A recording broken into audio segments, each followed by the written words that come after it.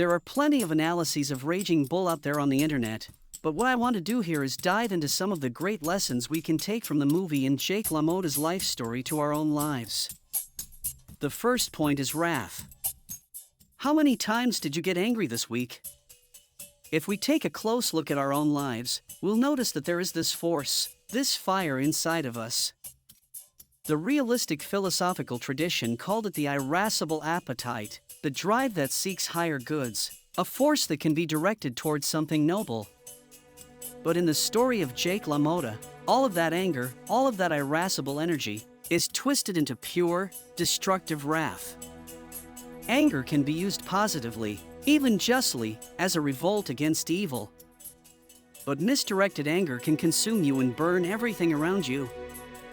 LaMotta was a fighter, strong, tough, someone who loved to fight, even to take punches.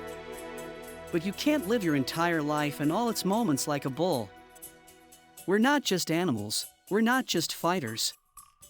We need other dimensions in our lives: contemplation of beauty, study, social bonds, and life of grace. Otherwise, if all we do is charge like bulls, we end up being carried away by brute force within us, instead of controlling it, destroying ourselves in the process. And that's exactly what happened to Jake, a man fighting himself for his entire life. As we see in the very opening shot of the movie, he ends up alone, sad, miserable, literally punching the wall, telling himself the false story that everyone else was wrong and everyone else was to blame for the falls in his life.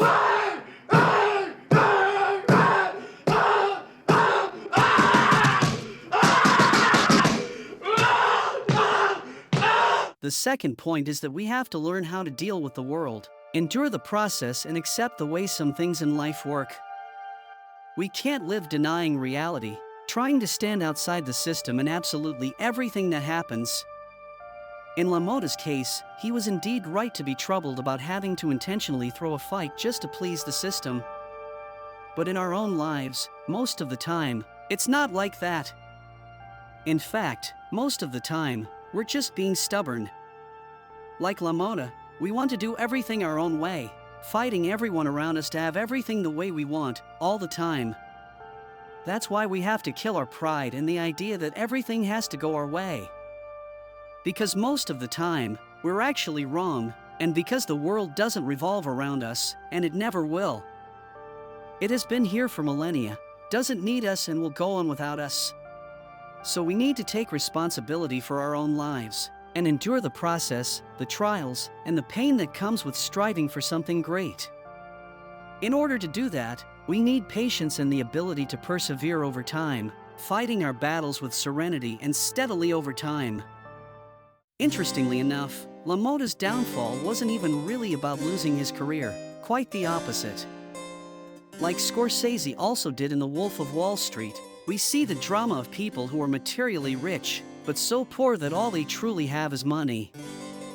People who find a way to climb the world, sometimes through shady or even legal loopholes, but forget that the things of this world are fool's gold and don't last.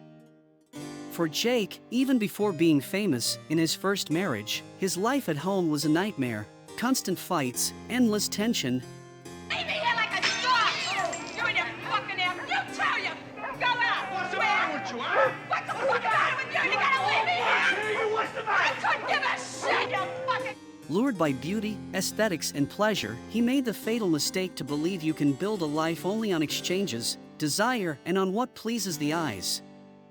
By disrespecting his marriage and treating women like commodities, he lost his very soul.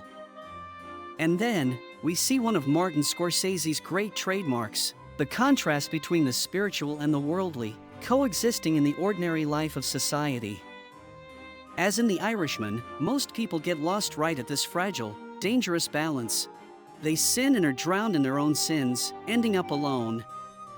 In this third, final lesson, the great battle De Niro's character faces, in truth, the same battle we all face every single day, the battle against ourselves, against our own selfishness. When we tend to look only for our own benefit, ignoring the commitments we've made, fidelity, marriage, our duties, we reduce the spiritual side of our lives to nothing more than decoration on the wall. Meanwhile, in our ordinary lives, we keep playing a constant game of betrayal and failure. We refuse to yield, convinced we're always right, when most of the time the opposite is true. And so we become trapped in ourselves, in our own egos, isolated from reality. We act paranoid, inventing conflicts and battles to fight, even when nothing's really there. Like Jake LaMotta, we risk becoming so poor in spirit that, like raging bulls, we want to fight endlessly, even against our own family. And so we plunge into sick relationships, toxic marriages built on mutual abuse, as we see in the film with Jake and his wife. Worse still, pride can even stop us from saying I'm sorry, even to our own family when we've done serious mistakes. To live only by anger, to let our bad wrath rule us, is to live like blind, furious bulls in this world. As human beings, our calling is different. We are spiritual animals, a bridge between flesh and soul. We are called to live fully, embracing not only our material side but also a real spiritual life, to confess our sins, to admit our faults, and to have the humility to recognize when we've failed. And only then, by trusting others, by choosing to be vulnerable, by taking the risk of opening up, can we truly build genuine family and social bonds that last. Because the real victory is not in conquering others, but in conquering ourselves.